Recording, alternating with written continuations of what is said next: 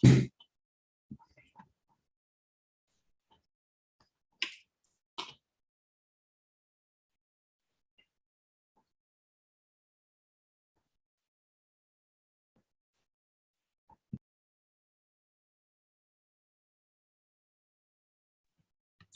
afternoon, everyone. Welcome back. And on behalf of Central Board of Secondary Education, CBSE, and Media and Entertainment Skills Council, this is Pooja Arora welcoming you all to the Competency Building Program for Multimedia. And as this is the second session on performing arts, modern concepts, before we start with the session, I'd like to take this opportunity to invite our Honorable Sir, Dr. Biswajit Sahaji, Director, Skill Education at CBSE, to share his words of wisdom. Yeah, thank you, Pooja. Good afternoon. Hope all the participants has enjoyed the first session. And in fact, I'm thankful to Media and Entertainment Sector Skills Council, my colleague Niti and others. And of course, the subject experts who is going to take the second session today. It's a matter of pride for all of us at CBSE to collaborate with the industry and also real time giving the flavor with you all so that real requirement of the industries are being known by all of you, and accordingly you can mold the school culture and moreover on the skill side, as there is a huge thrust. And in fact, if you look into the draft national curriculum framework for the school education, there is a specific component through which the skilling, upskilling, and reskillings are being mapped with the core curriculum. So my humble request to all of you, please interact with the subject experts, try to understand the nitty-gritty and effectively try to implement in the school so that a student how we can bring them beyond the textbook. So this is a kind of mapping we are trying to integrate. And if you look into our recent circular, especially on skilling, that from grade 6 to 8, there are bundles of modular programs which are readily available. So performing arts could be one through which the media and other entertainment world can be looked into. So with this, let me pause here and hope it would be another interaction sessions with the subject experts. And thank you all. And thank you, Pooja, Niti, RP, and others. Thank you. Thank you so much, sir. So here is the time to start our second session. And I'd like to take this opportunity to introduce our mentor today. He's Akshay Johar, very well known as Mojo Jojo, and he's an award-winning electronic music producer and a mentor at Mogafi. He started his journey in 2008 as a bass guitarist with a popular band, Paradigm Shift. He went on to play for several famed acts like Pratik Kuhad, Gravy Train, and Doppler Effect, to name a few. In 2015, he branched out as a producer and DJ under the alias Mojo Jojo and developed a distinct sound that blends genres like Indian folk, pop, global electronics, and many more. His first album, Shots Fired, released in 2015 on Times Music and was adored by fans and critics all over the country and abroad. He also won multiple award nominations and win at the Radio City Freedom Award for Best Electronic Song in 2016. So I have a huge list to talk about him. Let me quickly bring him for you all. Akshay Johar, most welcome. Thank you so much, Pooja. Thank you so much for the lovely introduction. And Niti ma'am, good afternoon to you as well. Good afternoon, Akshay. Good afternoon. So we'd hand over the session to you now, Akshay. Sure.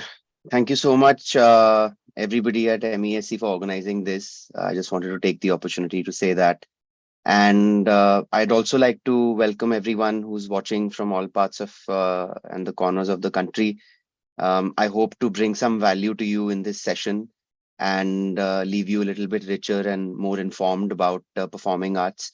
So I think as Pooja ji rightly introduced me, I would also like to take an opportunity to tell you guys a little bit more about myself, because I'm of course going to be here for 2 hours, and why should you listen to me for 2 hours? That's a very valid question, and I'd like to build some credibility around it. So as you guys heard, I've been a practitioner of the performing arts for the last 15 years. I started in college as a semi-professional, and here I am, 15 years later, as a professional educator, practitioner of the performing arts, and a multidisciplinary musician. So, I mean, over the years, I would say I have, of course, gained a lot of knowledge through the traditional means of academia and education, but I think a lot of it has come through my own experience and my own zeal and passion for the performing arts. So in a lot of ways, not only have I gained experience through academics, but also through a lot of experience and exposure. I've played more than 500 shows in my lifetime, and I've played on festivals like Sunburn, VH1 Supersonic, NH7 Weekender, across the length and breadth of the country. So I would imagine I do know a little bit about what I'll be speaking today, and it's been a wonderful journey. So thank you so much once again, everyone, for joining, and I hope that today's session is a little bit informative for all of you. So jumping, I think, right in with today's session and what we're talking about, I think very quickly before I go into the meat of the subject, just want to talk about what we'll be discussing today. So I think the purpose of today's session is to provide a little bit of insight and a little bit of exposure to all of you regarding what contemporary performing arts look like in this day and age. I remember as a student when I was in school, uh, a lot of emphasis is paid on the academic knowledge imparting side of music, or performing arts in general, including theater and dance, etc. But the landscape has completely changed. I see with the advent of social media technology, things have evolved greatly, and I think with this session we'll just talk about the practical aspects of all these art forms that are not just limited to the traditional techniques, because we're in such a globalized environment now. And I think as teachers and as educators, it's our priority to ourselves to stay updated with the changing trends and the changing landscape of any topic.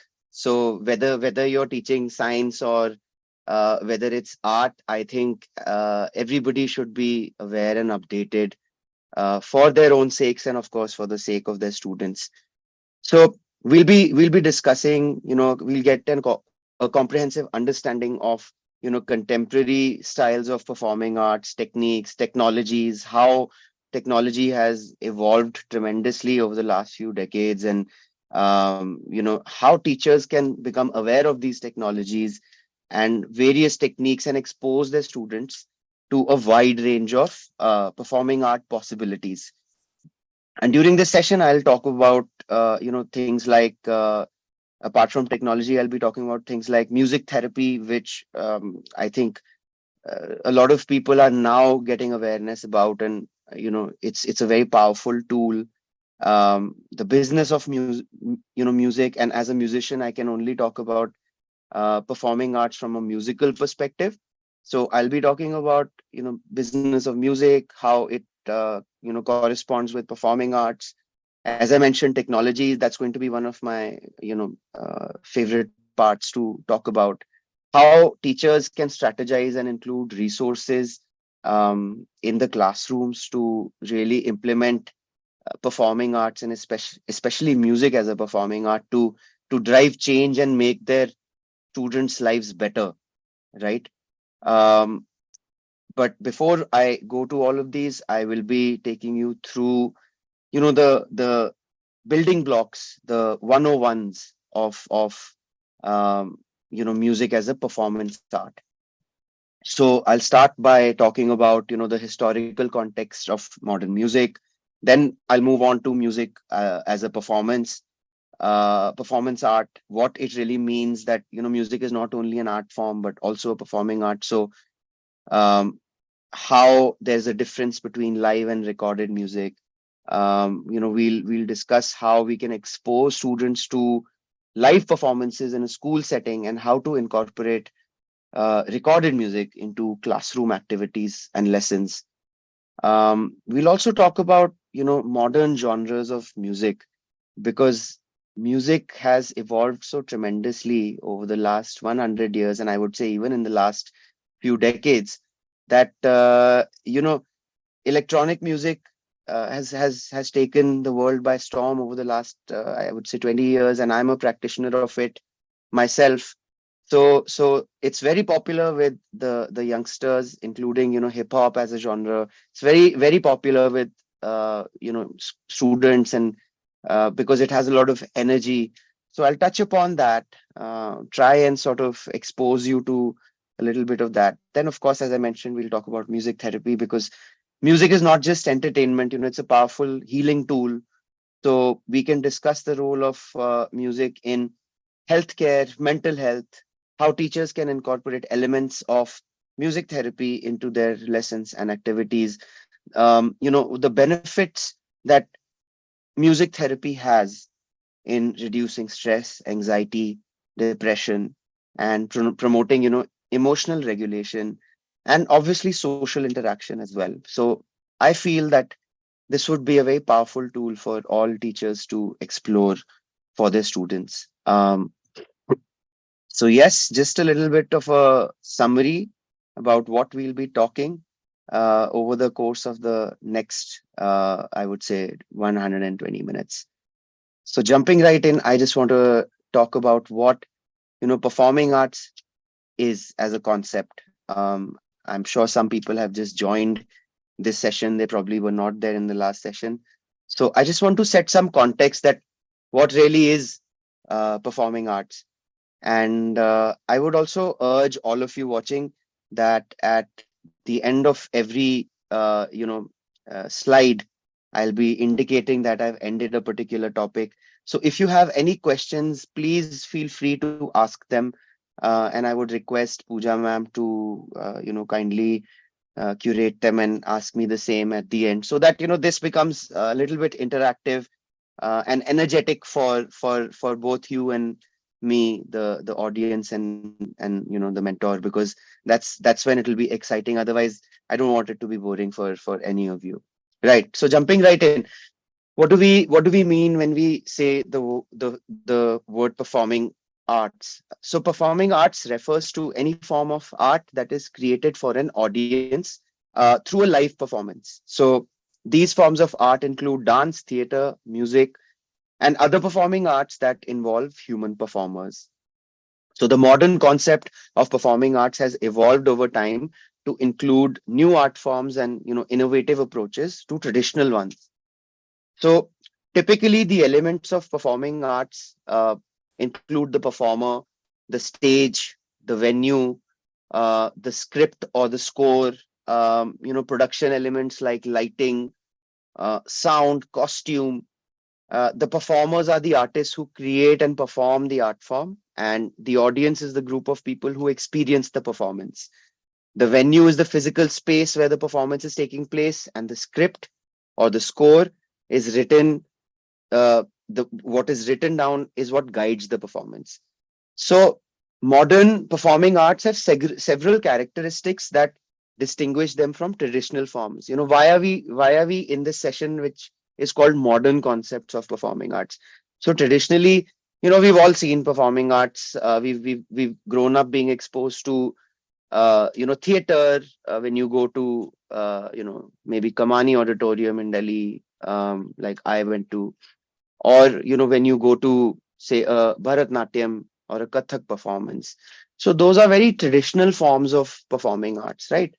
Um, Modern performing arts are they have characteristics that distinguish themselves from these forms. So they use a lot of technology. They incorporate a lot of multiple art forms. The blending of cultures and styles and the use of, I would say, interdisciplinary approaches. So in the modern context, the walls, they start breaking down, and a lot of collaboration and multicultural sort of styles start coming in, and they fuse and bond to form something new. But if you talk about a traditional art form, it's very rigid and it's very specific in its ways, right? Whether it's dance or whether it's theater or whether it's music, and even I would say technology, use of video projection, special effects. Now there's AI, there's augmented reality, there's virtual reality. So there's a lot of interaction with the audience, that the audience can interact with the performers. So that unique experience is actually what sort of conceptualizes this entire modern concept. It makes up that. So I'll take one example of a modern performing art such as contemporary dance. So contemporary dance form is a form of dance that combines traditional dance styles with modern approaches to movement. So it often incorporates multiple dance styles to create a unique and innovative performance.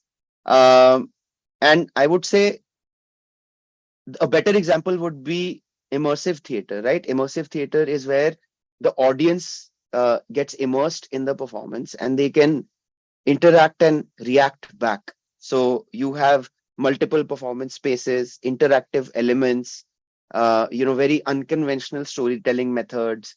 They use technology like social media, that if you're viewing a performance, you can actually go to maybe a URL, you scan a QR code, and then you can select maybe what light or what projection is going in. So these essentially, these examples are just to give you an idea of what modern concepts of performing arts include. So it's all about evolution, new art forms fusing with old art forms, innovating, blending culture, styles, technologies, and it's a very fresh, new age, futuristic perspective. So that is about the introduction. If you could, ma'am, move to the next slide. I would like to now talk about the historical context of modern music. Um, right. Akshay, I'd like to ask a question around, Sure. because I'm getting a lot of queries here. Can you Okay. explain the difference between modern and traditional music as a performing art? Sure, I will. One very good example is that I'll take my own life or my own career as an example. I am a modern practitioner of the performing arts, and if you talk about a traditional performance, let's pick Indian, like an Indian classical performance, right? For music, if you're or if you're going to a Carnatic recital. So when you go to a recital, you're usually in an auditorium, you're in a closed space where there's a stage, and typically in front of you on a gadda or on a mattress, as you call it, there are performers that are seated. So these performers have fixed, that if you're doing say Carnatic, then you'll have a mridangam, you'll have different forms of Carnatic instruments, and the ragas will be very fixed. The mode of performance will be very defined. That has been going on for hundreds and hundreds of years, right? As a parampara, as they call it. So traditional forms of music have a very fixed rule book. You have to abide by those rules, and there's very little scope of um, messing around. You can't, because it's based on a lot of tradition, and you can't mess with thousands, hundreds and hundreds of years of practicing. So modern music, on the other hand, for example, for someone like me, when I am on stage, the kind of music that I create is a blend of many different kinds of music. I take Indian folk music, specifically Qawwali, Rajasthani folk, and I blend it with uh, Western pop and very different styles of Western pop. So my music is extremely diverse, multicultural, experimental, and similarly, the way in which this music is presented in a live environment. So I have usually different setups at each show, right? It can be a smaller show depending on the kind of show that I'm playing. That if I'm playing for maybe say 500 people, then it'll be a smaller stage. But usually it involves a lot of lighting, a lot of VFX, special effects. There's a huge screen at the back which projects different kind of visuals. You know, for larger shows, when I play colleges and campus shows, there are smoke guns, confetti. So the way the medium of projection of my music, the way my audience is consuming it is very experimental. I don't have too many fixed notions and ideas. I keep trying to make it richer for my younger audience. And for example, sometimes I'll call someone from the audience and I'll ask them to sing a song if they know it, if they're a fan, if they know my song. I'll ask them to sing it with me, just to make it exciting. But you will never have this in traditional forms of music. You will always have the very seasoned practitioners of that music on stage, who've dedicated years and years, decades of their lives, and they want to showcase it in that way, in a very serious format, because the audience also in that perhaps has a deeper understanding, a more richer understanding of music, and it's not just from an entertainment perspective. Whereas in my context, um, my form of performing art is also has to be entertaining, right? So I would say that is the best practical example I can give, um, to highlight the differences between traditional and modern concepts. Thank you. Thanks. Any other question, or shall I move on? Yeah, I think you can move on, please. All right. Okay. So now that we have a brief idea about what performing arts are and the difference between modern and traditional, I just want to quickly go over the historical context of modern music. That where was traditional music? How did it start, and then how did we reach here? For those of you who are interested in music at all, this will be quite a journey. So I just want to start by saying that music has been an integral part of human culture for thousands of years. From ancient civilizations to modern day music, it has served many purpose, religious purposes, spiritual purposes. Now recently it's become a form of self-expression, to a point where you know individuals stand apart and they create genres just by expressing their individualities. So over centuries, music has undergone many transformations, reflecting cultural and social changes. So I'll just quickly go over the historical evolution of modern music, and I just want to trace the roots from the classical era to the modern age. uh, so in the classical era, it spanned, so I will talk about Western classical and then I'll talk about Indian music. So in the classical era, it spanned from the 18th century to the early 19th century, and it was dominated by composers such as Mozart, Beethoven. I'm sure a lot of you would have heard of them. And during this time, music was characterized, by a formal structure, very clear and balanced melodies, harmony, rhythm. So again, very traditional, very old school, very balanced. No, not room for a lot of experimentation. And the classical period also saw the development of new instruments, such as the piano. In fact, the piano is a very recent invention, if you think about it, for those of you who didn't know. And also the symphonic orchestra that we see now. So this allowed for, greater range of expression and complexity in music. And after the classical era, it gave way to the romantic period from the mid 19th century onwards. So music became more emotional and subjective. So people's composers started, such as Chopin, Wagner, they started experimenting with new forms and styles of music, which told stories through music. In India, we've been doing this for, I would say, millennia through folk music, the art of storytelling. But in the Western world, in the Romantic period, I would say this was during this time, and it also saw the emergence of nationalism in music, with composers incorporating folk melodies and national themes into their composition. Um, and in the 20th century, music underwent a very radical transformation with the emergence of modernism. So this is where modernism started. This is where, the departure from traditionalism began. So modernist composers such as Stravinsky, Schoenberg, they rejected traditional tonality harmony, and instead they started using atonality and dissonance. In music, there is always sweetness to a lot of harmonies and melodies, but a lot of emotion is also created through atonality and dissonance. Notes which don't match each other. Like in horror movies, suspense movies, you use these dark tonalities. So that's what started happening. And this period saw the rise of experimental music such as musique concrète, which used new technologies to create music in unconventional ways.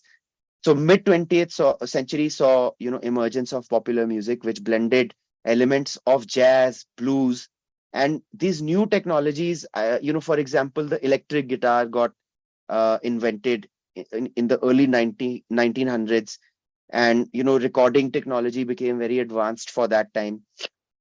So popular music became very accessible and widely consumed. That this century, in fact, the last century was the pivotal century where music became globalized, and every decade saw like experimentalism. Every decade saw evolution. Um, so, for example, in the 1950s, rock and roll music became popular. Elvis Presley, that we all have heard of, was the practitioner. He created a new sound of energy, rebellion that the youth of the time sort of resonated with. And in the 60s, of course, the Beatles came in. They revolutionized pop music. They blended rock with other forms like folk and even Indian music.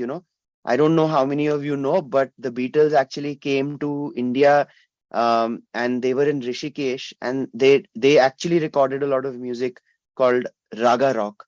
So I'm going to touch upon this further. Um, and then after all of this evolution, in the late 20th century, music became even more diverse and fragmented, with the rise of new genres such as techno and hip hop and EDM. And I'm a practitioner of electronic music, so it is so experimental and it is so liberating that without all of the innovation of technology that happened through the 20th century, we would not be here. And I was talking about, how Indian music has contributed in the 20th century. World music became really popular. Fusion music became very popular. Artists like Ravi Shankar, Ali Akbar Khan, Indian artists, they were introducing themselves to Western audiences through traditional Indian music.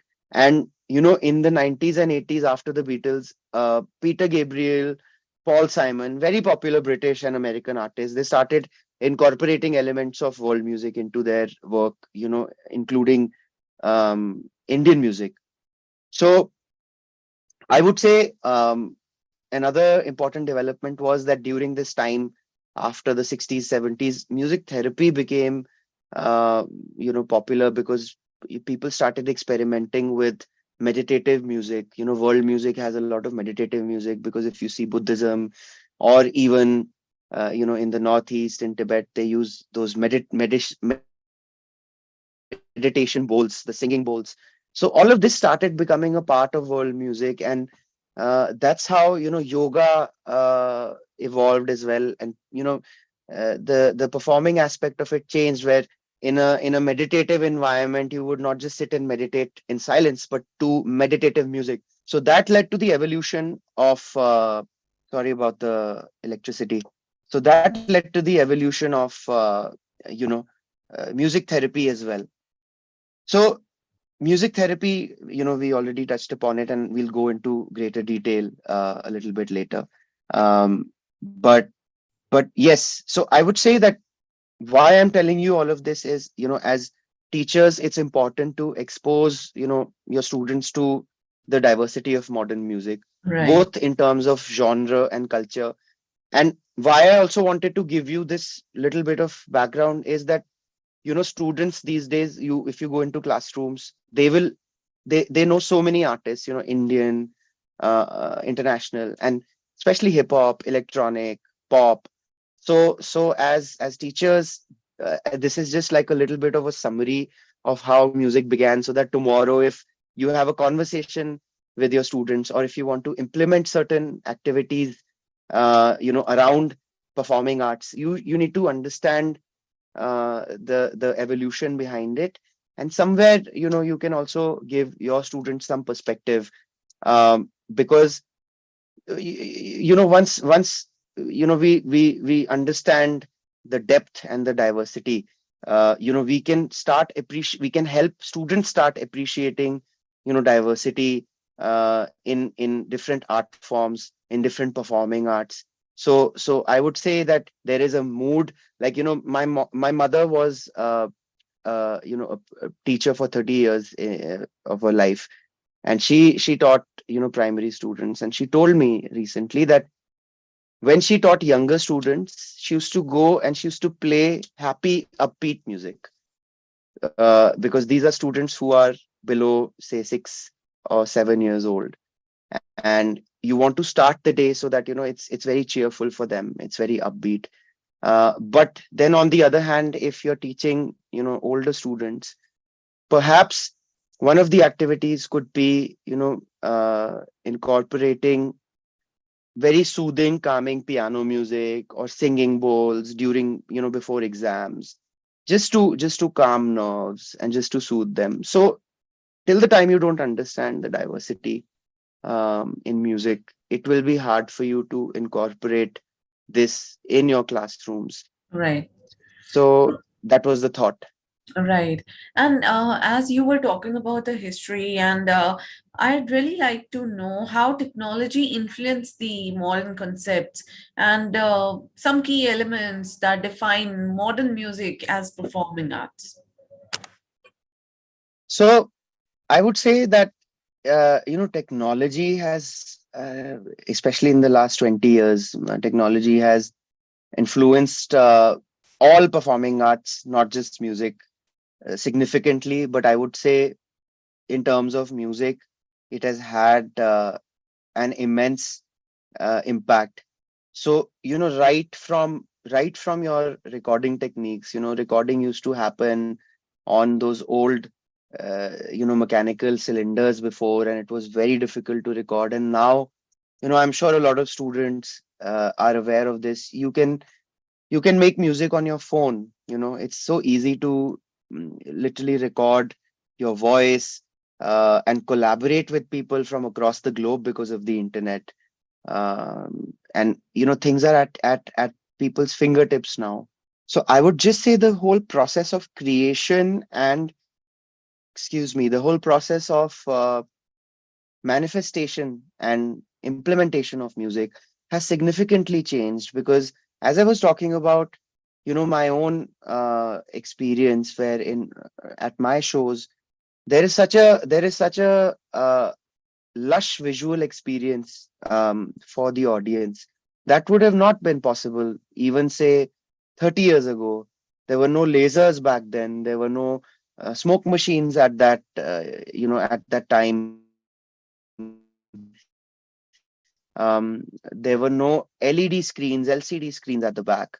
So the way I can interact now versus the way interaction used to happen back then was incredibly different. And I would say, even if you think about it from the context of a classroom, uh, Our I remember in my high school, our school installed, one speaker in each class, and any announcements that were happening, our principal used to announce, and that was the extent of, media that we were exposed to. And then we would have those, once a week we used to go to the media room, AV room, and we used to be most excited about it, that we are going to media room to watch maybe a documentary or a cartoon or something.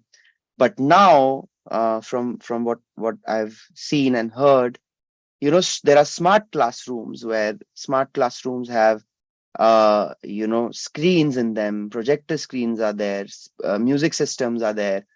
So there is so much of there's so much of there's so much at hand for teachers to do, right from showcasing uh, you know live performances for students, for them to understand the nuances of appreciation of art and a live performance, to actually playing music maybe during an exam. I used to listen to music while I used to study maths, and it was piano music, and it really used to help with my concentration. So technology now is at a point where not only can teachers really access it very easily, but students are accessing it as we speak. Creation, as I said, creation has become so easy that teachers can literally give an assignment to students, whether it's music teachers or whether it's teachers who are into science or maybe commerce, that want to make fun activities around assignments. It can be in a musical way, that record something as a song. Why should it be just as text? So yeah, technology is at our disposal. I think teachers just need to explore as much as possible. Educators need to really get down to the level of their students, and speak to them in a language that they understand, which is of course art and technology. Wonderful. When it comes to performing arts, it's always Yes. a performer is interacting with the audience. How do you see the role of audience changed in modern performances? And So if some key trends of performing arts and performances these days you can talk about? right, so the first part of your question is about how audiences have changed, right? Yes. Okay. So, as I was also referring to this in some time back, in a previous narrative, audiences traditionally were only there to observe in silence. Uh, you know, Typically at a live setting, what is the difference between a recorded piece of music and a live performance? Why is performing arts so different from everything else? Because fundamentally it invokes an emotional reaction in the viewer. If you go home and you listen to a song, you'll enjoy it. You can hear the song again and again. You can appreciate the different layers of it, the different instrumentations. But if you listen to the same song in a live setting, the way it will impact you emotionally, because you are visually cued in, your eyes are engaged, your ears are engaged, maybe some part of your skin is engaged, because when you are around speakers, you can feel the frequencies. So that is why performing arts, especially in a live context, is so wonderfully different, and creates such an experience for the viewer. Uh, Traditionally, though, this was not a very rich experience for viewers, because traditionally you would only go, you would sit, you would watch, you would feel, and you would come back, which is obviously better than maybe just listening to a recording. But with time, um, and I would say there is so much experimentation because of technology that has happened, like I was talking about earlier. uh, 3D projections, VR, virtual reality, augmented reality, where you go to museums, and museums have these installations where there is a performance art piece uh, happening, but there are so many layers of technology on top of it, where either you can go scan a QR code, go click on maybe some option, ask the setup to project something that you chose, play the music you want to be played in the background. So even 3D glasses are there. There are virtual reality glasses are there. So the landscape has completely changed, and especially the younger generation is very in tune with this, because you cannot have uh, a live performance which, especially for the younger audience, which is not entertaining or interactive, because that energy needs to transpose between the audience and the viewer. So that is something that I've personally been very, very well versed with. And as teachers, I'm sure, as educators, we know that energy has to flow in a lesson. All the most effective educators and teachers, they ensure that there is always transference of energy and momentum. And I think that is what is happening with modern performing arts. We're exploring ways to swap energies between the audience and the performer. So that's the first part. That's the answer to the first part of your question. And I think somewhere I wove in technology as well. So I think, yeah, that about covers it. Thank you so much. You're welcome. Is there any other question, or should I move on? You may proceed further, please. Okay. So where were we? We were at, we just got a little historical context. So I think it's a good time to move on to the next slide, which is music as a performance art. Um, so very quickly, we'll just talk about how music is as a performing art, and what really uh, identifies it in a corner separately, spotlights it from other forms of performing arts. So music as a performing art involves the art of creating and presenting music to an audience in a live setting. And this involves a variety of instrument styles, and it is often characterized by the unique energy and the atmosphere of a live performance, like I mentioned. But music can also be experienced through recordings and virtual concerts, which have their unique perspectives on performance and interpretation of music. I touched upon this previously, but let's delve a little bit deeper. So live performance, as I said, offers a more intimate experience, and it's more interactive between the performer and the audience. The energy of the audience, the unique acoustics of the performance space, all of these aspects and all of these factors contribute to a very unique and memorable emotional experience for the audience member. This can include everything from large scale concerts in arenas to small intimate performances in coffee shops or even other venues. Recordings, on the other hand, they offer a slightly different perspective on music. They all allow the listener to experience the performance and interpretation through variety of mediums like CDs, vinyl records, and most notably recently digital streaming.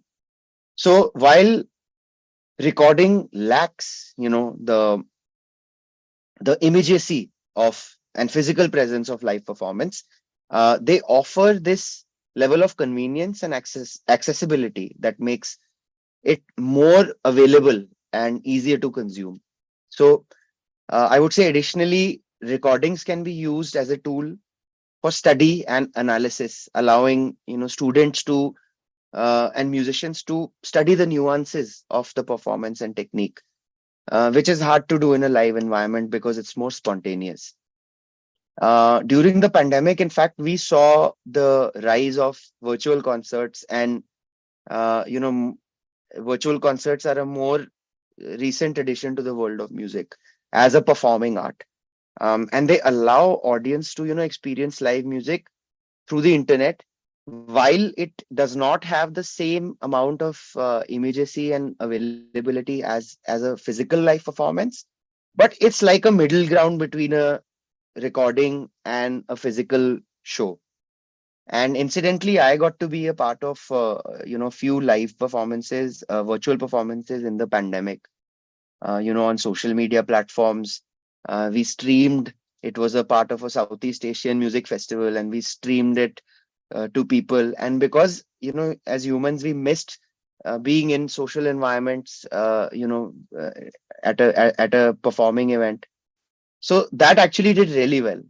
People really appreciated it, and people very enjoyed it a lot, because you can see someone and you can transfer some amount of energy. So virtual concerts are usually live streamed. They don't tend to be pre-recorded because they lose that edge.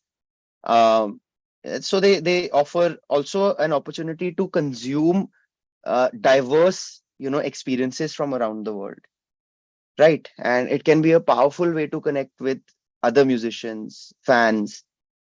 So yeah, it has its own merits, and it's important to note that each of these mediums has its own advantages, limitations, and it can impact the way we experience and appreciate music. So for example, in a live environment, issues can be that the acoustics are not good, the sound quality is bad, or the seating arrangement is not right. And in contrast, recording offers great repeat value, but it lacks the emotional impact. So in performing arts, we have to realize that there is always context. And I'll keep saying this again and again, that why we are deep diving so much into a lot of things for you, the viewers, the teachers, and the educators, is because context is most important, I think, in art. And I feel in any discipline, whether it's a doctor, because you need to know where to apply what. So similarly, even with art, that's what matters, right?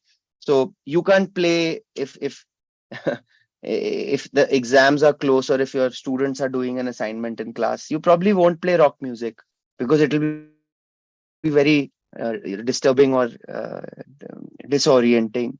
Whereas you might play rock music for 6-year-old, 5-year-olds who are in the junior classes, because they are very energetic. So similarly, this sort of insight can help educators, differentiate and apply their own framework into how they apply, whatever techniques we discuss and resources we discuss in classrooms. So I would say, like, again, technology in recent years has played such a significant role in evolution. Digital tools are there, softwares that have made it easier for musicians and audience to create, distribute, consume. On your students would be on various audio streaming platforms, listening to music on things like YouTube, etc. So it's important to have an understanding of these. So even performing arts, I would say, is one of the only few styles of music which um, immediately allows collaboration, right? From an experimentation from musicians from different background styles. So if, as a educator or as a teacher, you want to incorporate musical lessons that are around concepts of performing arts, I would say, imagine a concept where you are allowing students to collaborate live, in your class together on a Exactly. project. So, yes, we are getting the same question from many teachers, that how you can actually implement performing arts in the live scenario of a classroom. So I have a separate slide for this, lower down. So I'll deep dive there.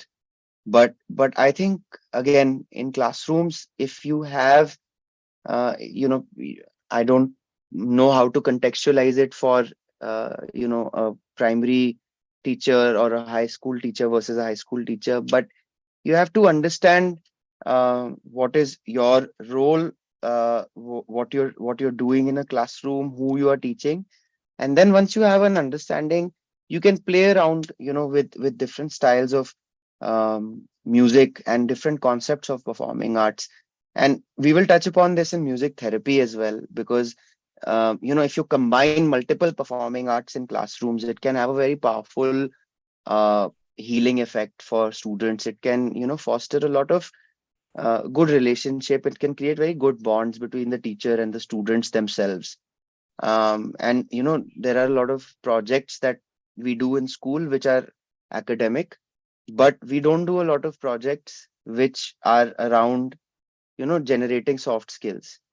So art forms like, music and dance, they allow for these to happen. So in fact, let me jump to music therapy, since it is something that is being demanded, and it seems to be something that people are very curious about.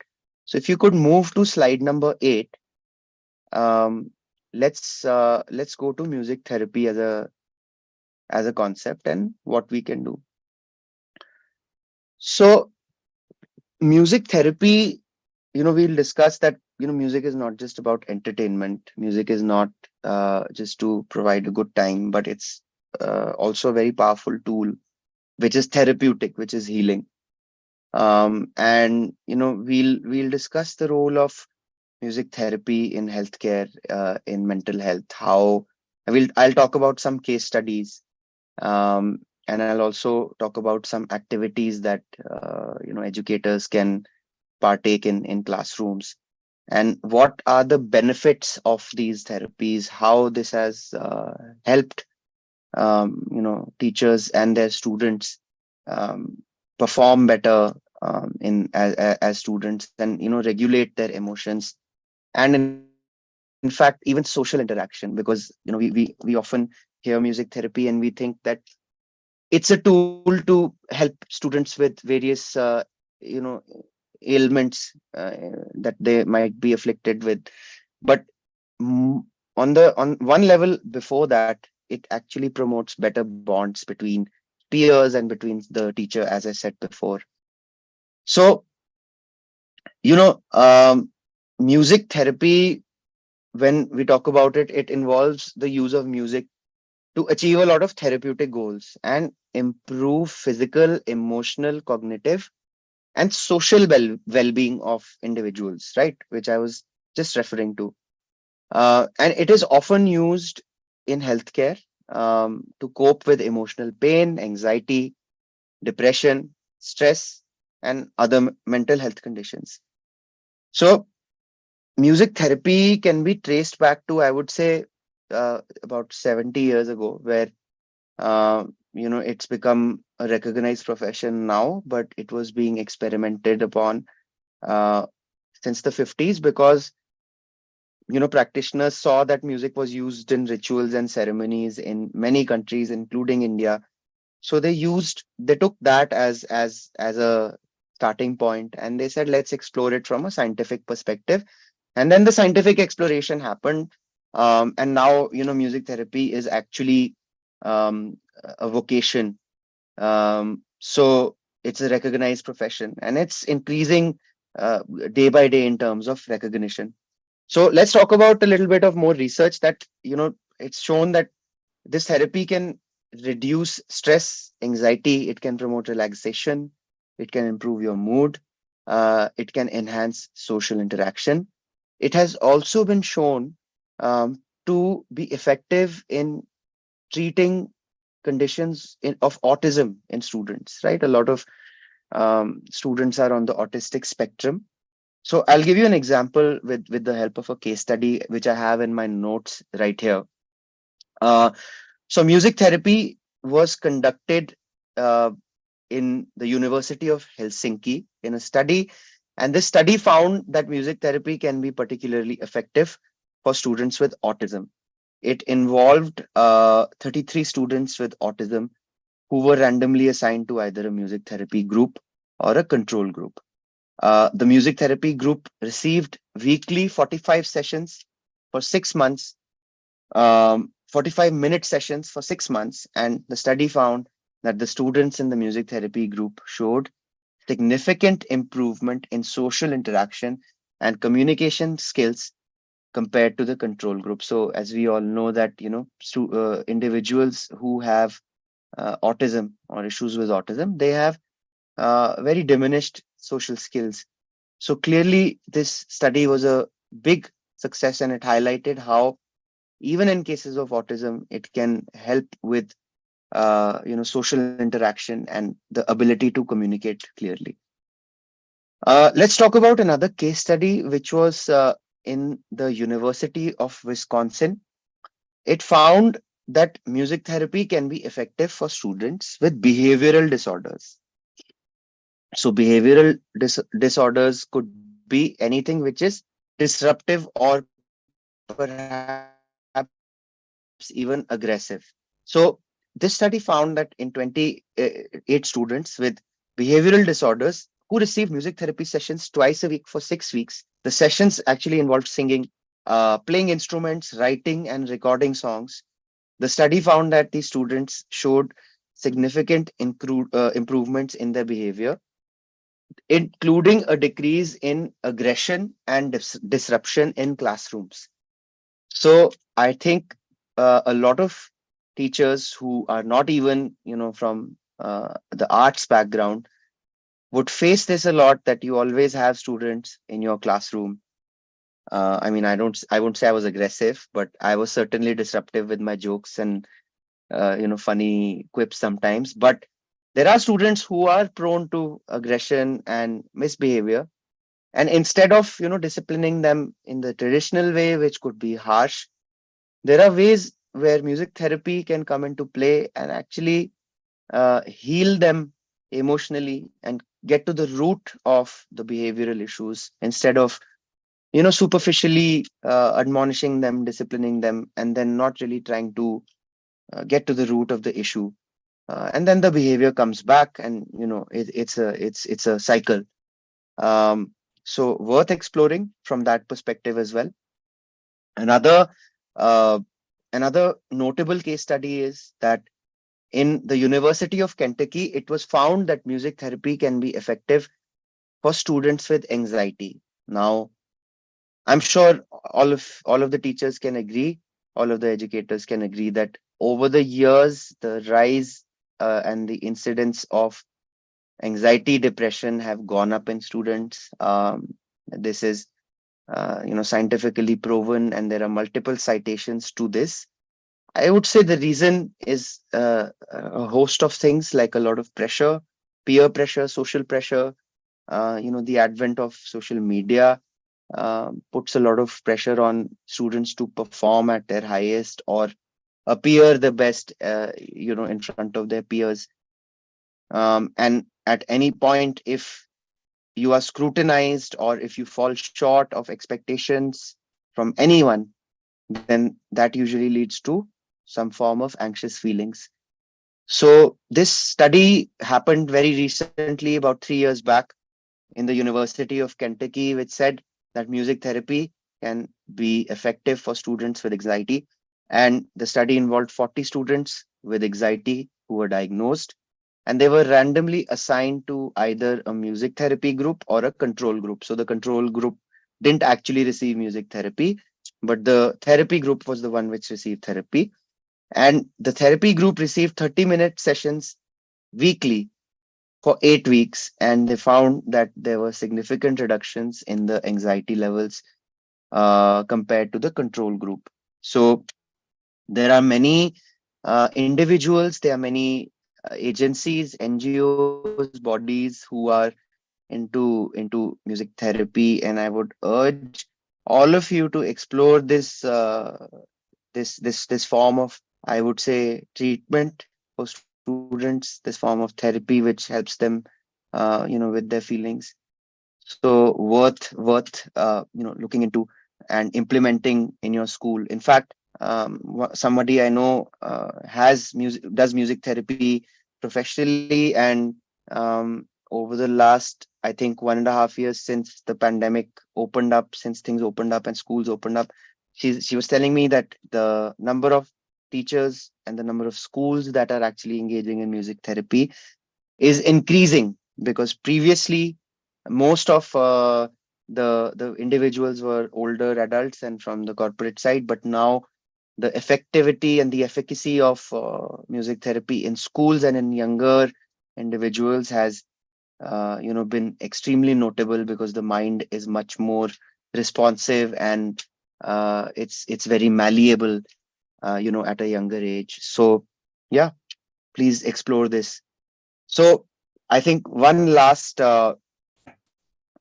case study I'll talk about before moving on to more examples of how you can also incorporate music into your sessions, into your classrooms without approaching a professional, is that music therapy was conducted on students with depression, which is of course very debilitating compared to anxiety and all the others. It's more serious. So the university was conducted in Finland, and it involved 79 students with depression who were randomly assigned to either a therapy group or a control group. And the therapy group received weekly 60-minute sessions for 8 weeks. And the study found that the students in the therapy group had a 50% reduction in depression symptoms at the end compared to a control group. So that's a massive improvement in 2 months if you look at it. So overall, I would say that these case studies just demonstrate how effective music therapy is in improving the well-being of students with a range of emotional needs. And by incorporating this into their lessons, I think teachers and educators can provide students with a very powerful emotional regulation tool for their and even for their mental health, right? Right. So those were some case studies. Yes. When we Yes. are talking about students, we are getting a question that how can teachers can also use music therapy to de-stress themselves, because they also undergo a lot of stress. Very, very good question. I think teachers are human beings at the end of the day, and they need to de-stress as well. And I would say, music therapy for individuals who just want to de-stress, it works the same on teachers, it works the same on any person. So regardless of your profession, your vocation, there are certain therapeutic ways of, calming yourself down or relaxing yourself through music. So I would say one of the main ways is, if some of you know about alpha waves and beta waves and gamma waves. So basically, when you are meditating and when you're in a meditative state, the brain releases a certain frequency of waves, which is not there when you are conscious. So when you say that you have de-stressed or when you have relaxed, so your alpha waves, which are your active waves in the brain when you are conscious and doing work or going about your day, when alpha waves are at the highest, then you say that you are in a state of consciousness, or when they increase, then you say you're in a state of stress. Whereas when you are reducing your alpha waves and when you're increasing, the other forms of, therapeutic waves, that is a state of relaxation. So how an individual can achieve those, there are multitude of ways, but the best way is to play. If you go on popular streaming platforms, it will, if you type meditative music, or you type ASMR music, or you type piano music, relaxing piano music, these are just very simple prompts that you can put anywhere.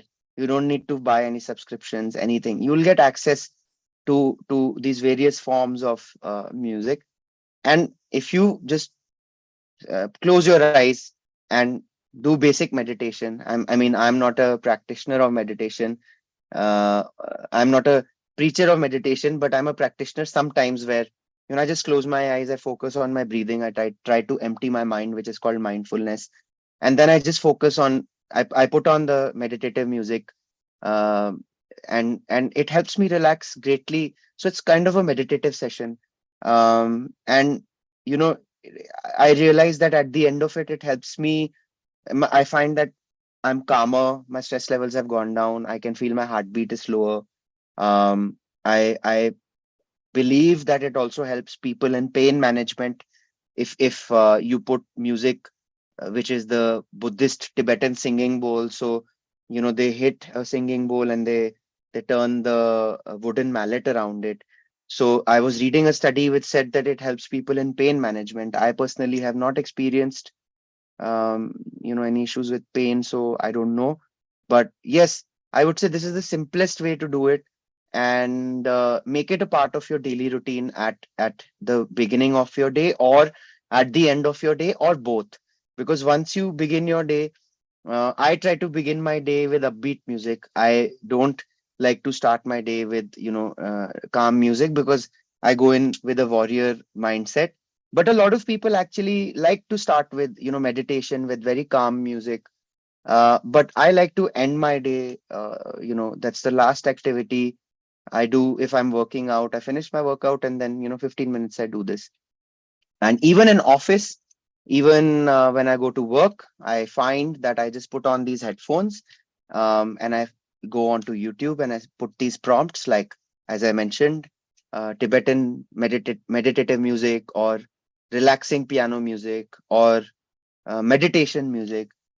And I just focus on my breathing for 10 minutes, and I have a very like a power nap. I have a power meditative session. So these are just some tools that, as a person, as an individual, teachers can do to help themselves.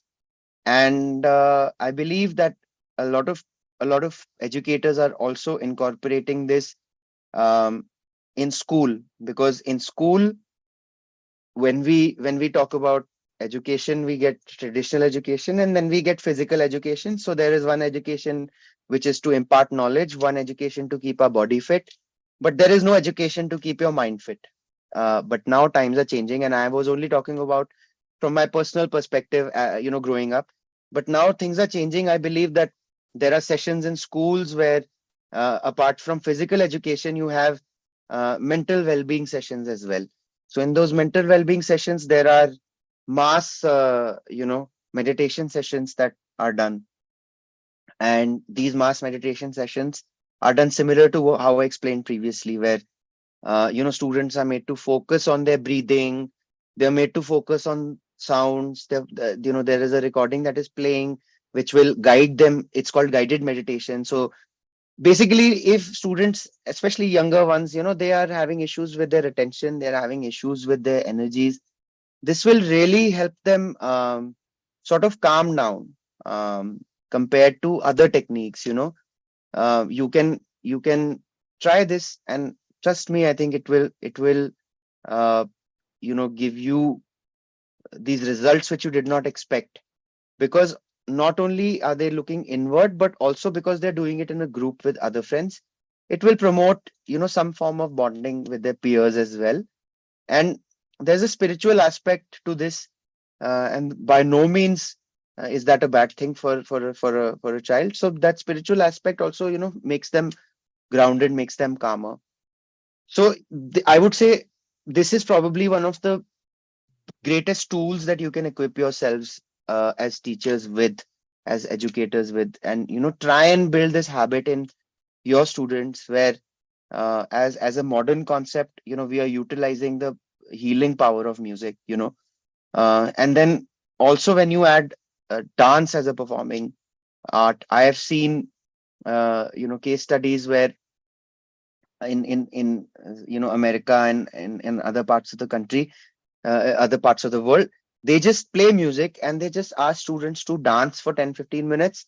And these are obviously like primary students, very young, who have a lot of energy. So I know that when we were in school, we did nursery rhymes, and we did actions along with the song. But still, just contemporary dance, if you look at it, is interpretive. So kids are just doing contemporary dance. They are having an interpretive reaction to music. So even that is a powerful tool. And I would say, if you at least implement the therapeutic aspects of music, it will make a lot of difference in your lives. Right. So what are some of the key skills that student needs to develop in order to be a successful, performer? So from a performing arts perspective, I would say that for students, it's very important to experiment. That is one thing that I would say is the most important thing, that students need to experiment a lot uh, with musical instruments, because if they want to pursue a career in performing arts, then you need to have an understanding of the various paths and the various lines that they can take. Because you know the biggest challenge for my parents, when I told them that I want to pursue music, was that at that time there was very little exposure. I would say it's still a little bit better, but it's significantly improved. But I would say still there is a need for exposure around performing arts, because uh, at the time my parents did not know what a music producer is, and how much money a music producer can make, and what lines a music producer can explore. So I would say from an exposure standpoint, students need to be exposed and expose themselves to the various lines of careers and paths that they can pursue. Because you if we talk about just music, you can be a performer where you say that I know guitar really well, so I'll become a guitarist. You can be a composer where you need to know a few instruments, and then you might not be playing on stage, but you'll be composing, and then other people will be performing your piece of music. You can be a producer like me, who is someone who is not just a composer and a performer, but also putting together the entire picture together, like a music director, right? So I'm the financier, I'm the composer, or I'm getting the composer, or I'm getting the performer. So that is a level above. uh, and then sound engineers, educators, therapists, music therapists. So first of all, the exposure needs to be there, and that's why we are talking about so many topics today around music, because uh, till the time our teachers, who are the foundation of our education system, if till the time our teachers are not aware of these things, then how will they further make students aware or parents aware of these things? Because excuse me, because when I was in school, uh, my music teachers could not sort of help my parents imagine a trajectory, career wise, for me. So it was hard, and I also did not know. I just knew how to play instruments. In school, I played the piano, I played the guitar, I played a few more instruments, and then in college, as I gained my education and experience, I was still performing. I had not gone on to implementing my engineering or my production, but I had to figure that out for myself, just through exploration, and it took a lot of time, took a lot of energy. It was very unstructured, and I had to do it alone. But if it's done in a structured way, then students can have clarity much earlier, just like they have clarity for law, they have clarity for medicine. And that is what is missing in performing arts in general. So that Right. would be my first thing. My second thing would be that please experiment with instruments, learn in as many instruments as you can, or experiment with multiple instruments, and then maybe reach an instrument that you love. And then, that's where you start associating with, performing art, where, if you know guitar, then you want to play it in front of friends, family. That's your first step into performing arts. And then you play it at a larger venue, and then a larger venue after that. And then you understand the nuances of it. You maybe want to go into becoming a game designer, you want to go into doing audio engineering, and you only build on it step by step, with the help of your teachers, with the help of your entire ecosystem and education.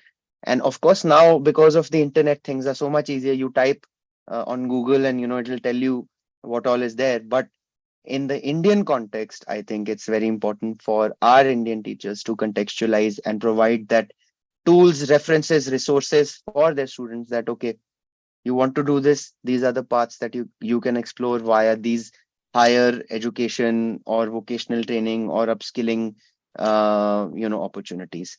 Right. So, yeah, so those How are my thoughts. great. What are some of the ways that musicians are using modern concepts to explore new musical forms and expressions?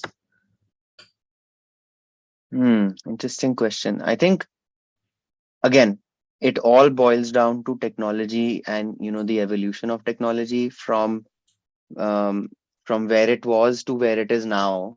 I touched upon this earlier as well, that if you show someone who has very little awareness about or understanding about creation of music or the process of how music is made, I can literally do it on the laptop from which I'm having the Zoom call without having access to any instrumentalist. I don't need a piano player, I don't need a guitarist, I don't need I need a singer. That technology has not come in yet, but I can actually recreate instruments on my laptop through softwares. um, Earlier, to create a song, you would have people go into a studio, record, re-record for hours, and it used to happen on the tapes, and the tapes used to be cut, manipulated. Spools used to be discarded, and technology was not as advanced. You only could record certain number of tracks at one time. And in 40 years, we have reached a point where now anyone and everyone who just has any passion for music can open, these softwares that are provided free with, certain laptops, that you open and you can start, tweaking around. You can record a drum beat, you can play some chords. So I would say technology has been the most that has been the single most important driving force in the evolution of performing arts. I would say not just music, any performing art. Technology has been the sole reason. And I was talking about how digital audio workstations, that's what they're called, on which music is made, how they have changed lives. But even things like social media is also a technology. And at the end of the day, social media, allows so much of collaboration, experimentation, globalization that was not there till 20 years ago. I could not ever know what is going on in the other part of the world till the time I don't buy a specific CD for 400, 500 rupees or a cassette for 200 rupees. Now I can just go onto YouTube. I can, put in my research and find out the different forms of music that are popular in the other parts of the world.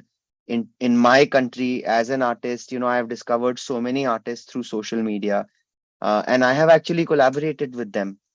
So I would say it is this technology that has led to that has fostered collaboration, that has fostered innovation, that has fostered uh, you know across disciplines. Spontaneity is there, and at the end of the day, performing arts is all about engagement. It's all about reaching out to the person on the other side. Right. A recorded art is not like that, like I mentioned previously. Performing art is all about engagement. So technology has allowed that engagement and that ease. So yeah. So all that we have been talking about today that can easily be implemented in school, which are in big cities.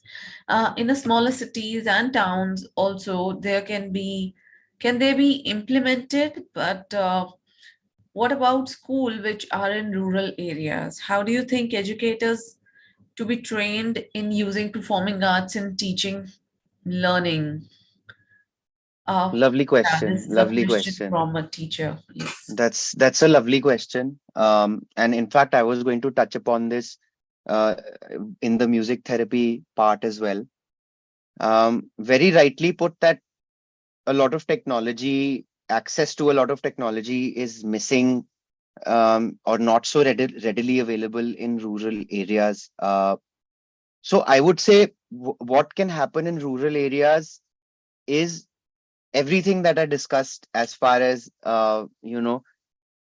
music therapy is concerned. So something as simple as a guided meditation, where if you have a phone as a teacher in a rural area and you have a connection which 2G 3G, there has to be some form of internet, and if you just put from YouTube a piece of meditative music on your phone and you let your students have that moment of respite and rest in the middle of the day, I think that can be one very effective thing.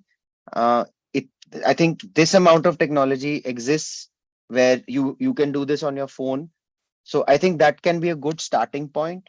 um, Another thing I was going to come to is that you have a very rich and diverse folk music in India, right? So every state, every part of the country has its own instruments, has its own folk traditions, which have been used for local cultures, local ceremonies, local traditions. So I'm sure you have access to, if even if you're in a village and in a small town, you will have access to instruments that your students would know because they have seen it in maybe the temples or the places of worship or wherever, or at home in certain weddings or whatever. So those instruments can be utilized. So things like drum circles are a very global concept, not just for students but for adults as well. In fact, uh, I'll give you an example of a drum circle that I did. So I had gone to Pushkar to collaborate with this percussionist called Mr. Gaurav Solanki, and he is one of the oldest practitioners of Rajasthani folk percussion music. So he takes these drum circles at the Pushkar Ghats. Pushkar is a lakeside town in Rajasthan, and it overlooks the lake. It's a sacred lake. So imagine it's late in the evening and the sun is setting, and he makes you sit in a circle with 5 6 other people, and there is a singer with him who's singing, and he teaches you a rhythm, and you're supposed to play that rhythm for a specific amount of time. And I must tell you, that is one of the most memorable experiences of my life, not just my musical journey, because that experience of sitting in front of a setting sun, playing a repetitive pattern on a drum, it's just so meditative and it's so therapeutic that I will never forget it. And I feel the same can be applied in schools, where if you have access to any musician who can help you construct basic patterns, whether and I don't mean rock drums or traditional drums. Indian drums can be dholak, pakhawaj, mridangam, all of these are drums. So anything that you can play a beat on, bongo, congo, and then you get gungrus, you get you get bells. So these very basic things that folk music has, that anyone can play, when we have bhajans, kirtans, you know anyone plays. So those can be utilized, and actually some kind of collaborative effort can be made between the teachers and the students to come up with a similar experience, which is both collaborative, meditative, holistic, therapeutic. And I think it's easy to implement, and that's probably the first thing you can do, regardless of your location in the country. So not only will it promote well-being, but it will also teach students about what folk music is. Yeah. Right. So, as you have mentioned, music therapy is a vast subject. So, a teacher wish to understand how it can be implemented at a pre-primary level in school. uh, Pre-primary would be, could you define that? Under 6, it's Okay, basically right. 4 to 8 age group. Okay, got it. So I think I gave an example of, what my mother told me when she was a teacher, that she would use music as a way of, starting out their day on a high energetic note. Um, so I think again, in a pre-primary setting, you have to realize the fact that these students and these children have a lot of energy, and they are at a formational stage in their life where you need to focus on promoting social interaction and communication.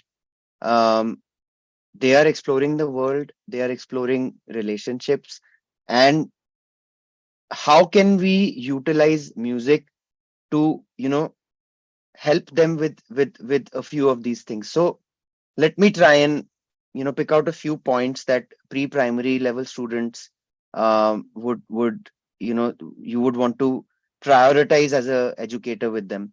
So as I mentioned, social interaction is very important. You have emotional regulation, because music can help pre-primary level children to identify and express their emotions in a very holistic and well regulated way, because music promotes self regulation, especially like performance arts promote self awareness and regulation, because you are effectively using your limbs, your voice, your eyes. So for children as a development tool, it's very helpful. And then language development is very helpful, is very useful, because when you are singing, when you're in a class and you're supposing you're doing karaoke with your children, you've played Baby Shark on YouTube, and all the children are singing along. So somewhere, perhaps they don't know a few words, and they'll find out about it, so their vocabulary will develop. They will practice speech sounds. They will develop listening skills, which a lot of students at that age don't possess. They get distracted very easily. So you will essentially work a lot on their social interaction, communication. And when you talk about playing musical instruments, if somehow you incorporate what I mentioned earlier, like the drum circle, it actually is fantastic for your fine motor skills, because the level of coordination it takes between the brain and the limbs to play an instrument, initially is very difficult. But because children's minds are they're like sponges and they're so malleable, it'll be much easier for them to learn. And the younger you start a child on a musical instrument, the better it is, because they will grasp it faster, much faster than an older child would or an adult would. It's so much harder for me now to learn a new instrument, but if I say that there's a 6-year-old who has to learn an instrument, it would be probably in a blink of an eye, with the right tutelage, of course. And then I would say, like, creativity and imagination, right? Like, it stimulates creativity and imagination, music as a performing art, and it will just allow them to develop their own ideas and express themselves in very new and unique ways. um, so I think these are some of the benefits that for pre-primary children we can expect with music therapy. Okay. Additionally, nowadays when we look at school students, I'm sure all the teachers would agree. Few students are extrovert, but few are very, very introvert, right? But looking at the current situation, it's really important to be an extrovert. So you can express your things, you can express yourself. Otherwise, nowadays, introverts are not being accepted easily. Then how does the calmness tool with music would be helpful in their life? So I think, like, first of all, with so extroversion and introversion are very different concepts. I don't think music therapy has a role to play in any of that. um, so I mean, because it's not to say that introverts as individuals have lower cognitive abilities, or they are communicationally challenged. It's just that from an emotional perspective, introverts have perhaps some level of apprehension that extroverts don't have. That extroverts can express themselves more freely. The brain mouth barrier is missing. There's a free the flow is freer. So not to say that it really poses a problem as such, but I understand what you mean. But I would say that in students who have issues with emotional regulation and in turn emotional expression, those students can benefit from something like this, because when you're into a performing art, you're in a space which is generally considered to be non-judgmental and safe. Because if you are in a class and the teacher asks you a question around academia or around your knowledge base, and you mess up, then there is scope to feel embarrassed, and there's scope to uh, get laughed at, or teacher scolds you or whatever. But as a performing art, when you're dancing or when you're playing music, typically at till a certain point, it's very free flowing and it's non-judgmental. So nobody can come and tell you that what you're playing is wrong, because we are not talking about teaching. We are not talking about learning chords and theory of music. We are talking about using this as a tool, using this to develop skills.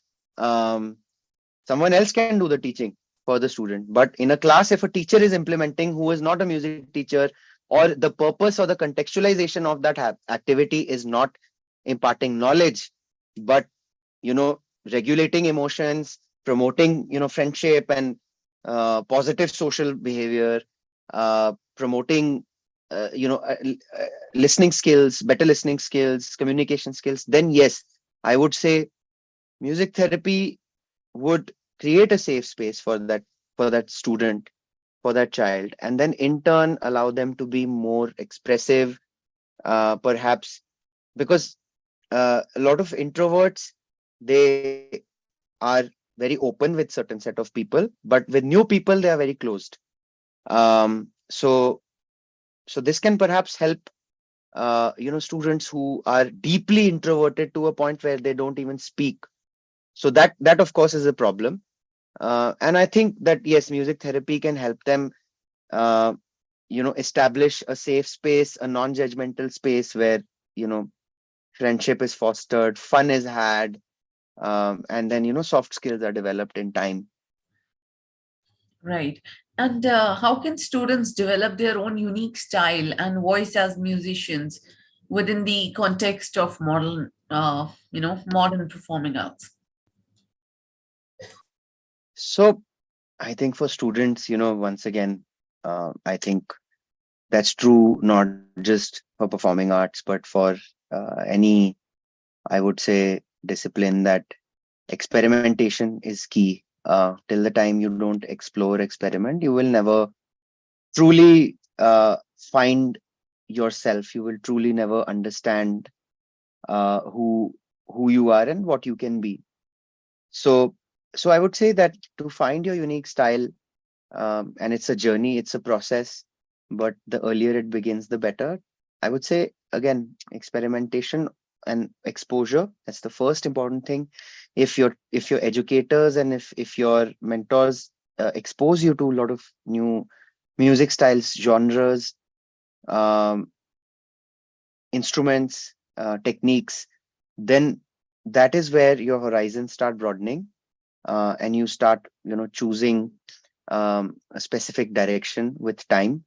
But initially it is preferred that in the developmental stage you uh, promote you know some sort of commitment to a certain instrument or a certain form, because the moment you start deep diving a little bit, I think the more you practice, whether it's singing, whether it's dancing, whether it's playing guitar, it really sharpens the brain in a way that dabbling doesn't. And you start becoming really good at it. And once you start becoming really good at something, it helps you gain self confidence, it helps you become self assured, and then you can can explore further with more conviction. So so yeah, I would suggest that we help our students um, explore and expose them to as many forms of art as possible, but at the same time, after a point, try and anchor them to something that they can truly master in a few years, that at the end of their schooling they are very proficient at that particular art form, so that once their brain has developed on their themselves, they can explore without intervention of teachers, parents, mentors. And I think I'm also speaking from personal experience, because that is what happened. And I explored multiple instruments growing up. I started playing the piano when I was 10 years old. Then I started playing the guitar when I was 12. Then I started playing the drums when I was 14. But I stuck to playing, the piano consistently. And that's what I got really good at. And after I was in high school, I started exploring, on my own. But I imagine that if I had the same level of resources and exposure and tools that are now there, that teachers and educators provide, I think my journey would have been much faster, reaching where I am in life as a music practitioner. Right. I completely agree to you on this. And we'd also like to know the career paths that students are interested in modern music as a performing art can pursue. Um, okay, so again, there's the performance side of music, and then there is the recording side of music. So and it's not necessary that these don't intersect. Like in my career, these intersect all the time, but I'm just helping teachers understand a little bit better that for example, a performer would be a guitarist or a singer that only performs at events, live events, but does not go behind the scenes into the recording booth, into the studio.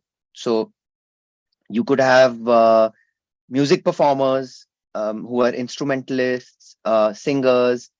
You could have sound engineers, individuals who have a deep understanding of the science behind music and the different frequencies. And as an audio engineer, we are taught things like how to record a certain voice, how to ensure that if there are two speakers at a performance, what is the right distance between them, and then the mixing console, which is between the speakers, what is the distance between. So a very technical aspect. So only actual practitioners like sound engineers can do it. Beyond that, we have producers and composers. Composers are individuals who have proficiency in music composition. Producers are individuals who can produce an entire venture by themselves, by getting a composer on board, a singer on board, a director on board. Beyond this, as I said, there are music therapists. It's a profession that is very hot right now, I would say, because there's a lot of awareness around mental health and music therapy. So I would say music therapy is something that also combines the world of psychology and music. It's very unique and it's very powerful. Beyond that, you would typically have stage hands, stage engineers. So it's endless. Game designers are there. So app UX UI leads are there from music. So what that means is that when you open an app, so there are different sounds associated in an app. When the app opens, app closes, or you press a specific button. So all those things, as a musician, you can integrate computer science and music.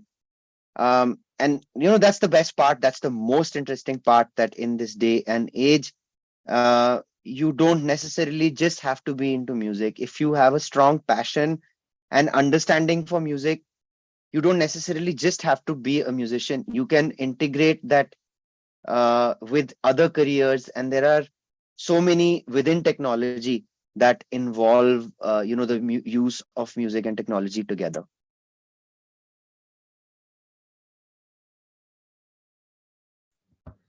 Right, sir. And what are some of the benefits of studying and performing modern music as a performing arts, both for the students and for the society?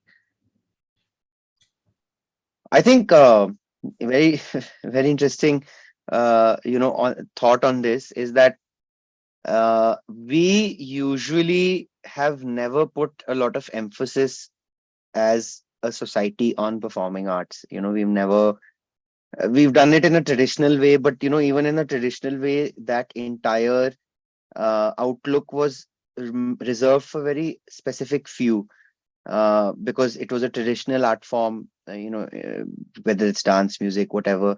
So either you have been born into it, or somehow you've come into being a performing artist. But now I would say last maybe few decades, at least as a society, we have started opening up to it. Parents have become okay and more open to their children being performing artists. So I would say that from a perspective of society, let alone individuals, the cultural enrichment that happens, the cultural enrichment is to a point where you can't measure it on a daily basis. You can't. There are no metrics to it, like there are metrics to other disciplines. But I feel now our government has recognized this, and we are actively pushing culture and media, because it's very intangible. It's a soft skill, and these are soft things that promote social cohesion. They promote economic development, because somewhere if there is cultural enrichment, then perhaps there is inflow of tourism that happens. Domestic tourism increases. There are various avenues of monetization that open up. So it really creates a system where society becomes better.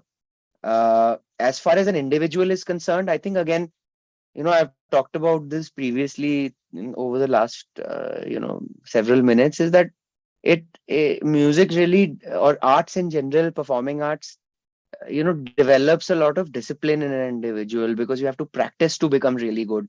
So that discipline also spills over into your academics, right? So if I am, and it happens, it happened with me as well, that if I am practicing my guitar, which I love to do, and it's my passion, so I will sit for 3 hours, 4 hours without thinking. But if I have to study math, then I will count every second that passes. No offense to math teachers, only my personal experience. But if I develop that habit of developing focus, then even after a while I'm able to focus while studying math. And that is all because of my positive habits that have been inculcated through some kind of performing art in my life. So yeah, I think, like, there is a lot of benefit that, like I said, in personal growth, there is discipline, there is creativity, there is a self confidence that comes in, that when you become really good at something, you become very confident. And perseverance, I would say, one thing I forgot to say is perseverance, because initially the learning curve of an instrument is very high. You take a lot of time to learn it. And as an adult, you might give up and fail, or say that, okay, I can't do it. But as a child, you can push yourself and develop that perseverance. uh, for cultural enrichment, modern music reflects the diversity of cultures, musical traditions. It provides opportunities to your people to learn about the richness in your own country. As I said, it brings people together, it fosters a sense of community. Even in a country like India, especially in a country like India, when there are so many diverse communities. Uh, Economic impact I already talked about, and I would say innovation. This modern contemporary approach to performing arts really pushes the boundary of traditional musical forms or any other art form, and it structures innovation and creativity. So I think it's, and for any civilization, any society, innovation is literally at the pinnacle of growth and development. Very well said. I got a very interesting question from a teacher. They're saying as a teacher, we are promoting and we understand that the student has a creative ability, but the parents do not like their children to pursue career in performing arts. So what would you like to say to those parents, and or give a word that can promote awareness in parents So, as well for performing arts? so I think it was, my journey was very similar, where uh, some of my teachers were very uh, pro me going into performing arts, but my parents didn't understand the performance aspect of it as well. I think the biggest thing, as I said, is awareness, where if schools and teachers can somehow, host workshops or host sessions where, and these have to be dedicated to the arts, because, parents in our society know everything about medicine, engineering, they because these are mainstream career avenues. So I don't think parents need much hand holding for traditional career paths, but they need hand holding and they need awareness generation for performance arts and different art forms. So if schools can put together workshops in their PTMs happen, and different workshops happen in school, annual days. So if somehow they can fit in a small session around performance arts and really host as many parents as possible, just to give them an idea of what all options are available, for their students, for their children. I think it will be very beneficial, because, for example, if you want your child to do engineering, and if you're hell-bent on doing it, teacher, after a point, if the parents are pushing, the teacher cannot do much, right? Because it's the parents call. But the teacher can provide as much sensitization and awareness to the student and to the uh, parents, but also provide options that, if you want your ward to do engineering, then how about audio engineering? Because audio engineering is deeply linked with a lot of deep physics, but also a lot of deep music, because you have to understand the relationship play between frequencies, which is completely, artistic and scientific. Each note, sare gama pada nisa, all of these have on different octaves a particular resonant frequency. So yeah, I mean, somehow it's the best of both worlds, because yeah, parents are happy the child is doing engineering, and somehow the child is still in the world of performing arts, and perhaps after their education, when they're more independent, they can, explore further. So yeah, I think this is my piece of advice to teachers who are stuck in this, and if not physical format of awareness building, then maybe newsletters that you can send digitally, and those are easy to do as well. You can do it at a faster frequency, more regular frequency, um, and provide resources to the student to show to the parent as well. So that would be my advice. Right. So allow them to follow their passion also.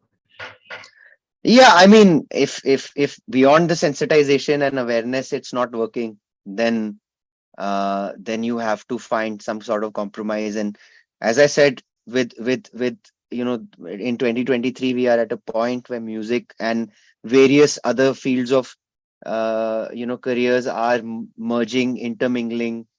So you don't necessarily have to stick to one, right? Like there's AI, there's artificial intelligence and music, and I work with people who are developing artificial intelligent machine learning algorithms that create music. intelligently. And I was a part of that project. So imagine someone is actually a music, in coding as well, in deep computer science, but as well deep in music, because you need to understand both paths to really take up on a project like this. And same way with therapy. If you're a music therapist, then you need to have deep academic knowledge of psychology, and the therapeutic properties of music as well. So I think there are so many options available these days, to explore, and for parents to sort of find some form of middle ground and compromise with. So yeah. Thank you so much. And we are glad that you have covered almost all the aspects of modern arts and performing arts. And now I'll take this opportunity to have Neeti ma'am please be here for her concluding remarks. Okay, thank you, Sure. Pooja. Thank you. Very much. And Akshay, it was a pleasure. I was there coming in and out, but obviously was not really able to put in the entire 2 hours. Don't worry, I'll be going home and switching on to YouTube, because that's the advantage of the digital media. So I should say that we can really space out our time and look into the constraints. But this was a Absolutely. wonderful, wonderful session, I should say. And coming from a person like you, who've been a young achiever, speaks volumes. So I can understand Thank you so much. teachers will take this, from you and try to understand what I have. Just give me a minute. This is what I have to really Sure. No remove problem. my devices. Give me a second. Technology is a boon and a curse at the Yes, same time. yes, and then We you were would not talking use about software. how technology has been helpful, but this is an This is example of how really hampering, technology and is. I'm not in a position to have my watch now, put on mute. Although I've done that with my phone. I So, understand. This is the disruption of technology and not the benefit. technology, yes. Works both ways.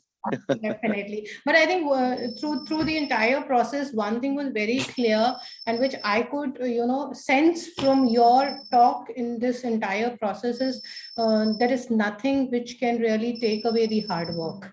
So at the end of everything that you do, the number of skill hours that we call it, the golden skill hours that anybody spends on any of the art form, I think that's the major requirement in today's world, what I can understand. Absolutely. We touched upon all of these things from a very scholastic level. And of course, if someone wants to master an art form, then they say it takes 10,000 hours to Yes, become yes, to definitely. become a master. That's what I So was. There was a word, and it makes sense. It makes sense. Why I'm saying this is like we people, we who are you can say a next generation to you as such, and most of us who are a faculty here, we understand that we must have gone through different academic pursuits, different job profiles. But at the end of the day, something that has given us a base is the number of hours we have spent at one particular job. So that is something absolutely, which has given us that skill set to pursue further. So I don't know, because absolutely. we come across a lot of people who might have become engineers, who might have become, have got some other academic orientations earlier on. But the amount of work that a person must have done, either from class 6 to 9 to 8 or 12 or whatever. But that skill set, that golden hours of 10,000, Mhm. whoever must have really in some way or the other acquired, is the person who has mastered that art and can do wonders in that. Absolutely. And especially if, something like an art form which children, students tend to become passionate about, it's easier to put in those hours. Definitely, definitely. So the moment you turn something which you're very passionate about into, a vocation or a career, then that's literally the dream. But yes, as you rightly put, there's no replacement to 10,000 hours of hard work and more. Yes, yes, and academics. So all the participants out Absolutely. there, It's my humble request, and over the next 2-3 days, you would be, hearing more of such achievers and the way they have gone into their art form over their, period of life. Ask them questions, get into them so that you are able to train your students, you're able to train the next generations into something that is really, closer to their passion, apart from academic pursuits, which are important. I won't say that's not important in life, but these things can go side by side parallelly, and can have a wonderful result in the times to come. Thank you, Pooja. And I think we are, 4 o'clock already, 57. I think we are dot on time. Yeah. Anything else that you need to put on? And if any other queries coming our way, just take that. Otherwise, we call it a day. Thank you so much, Akshay. And hopefully someday we might also have something which is face to face, and we like to have all of you together and have some sort of interactions with young kids also, because now CBSE is also taking out modules on mass media and multimedia and other such genres for the middle school. So we've already developed a few of them, and maybe we like you guys to go and have some interactions with the young generation also.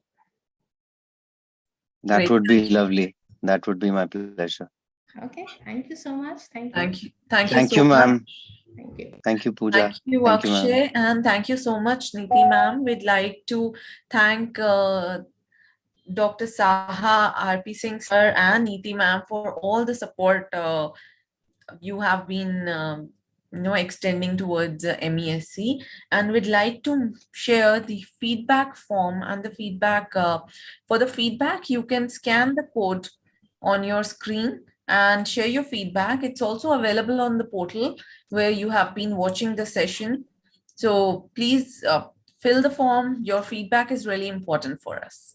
Yes, and I think one more thing is you can also put in the mail ID that we have for these sessions in the chat box. So if somebody has any issue, they can, instead of going around here and there and calling up everybody, they would be at a happy space if they just write it on that email ID, and we all would get back to them.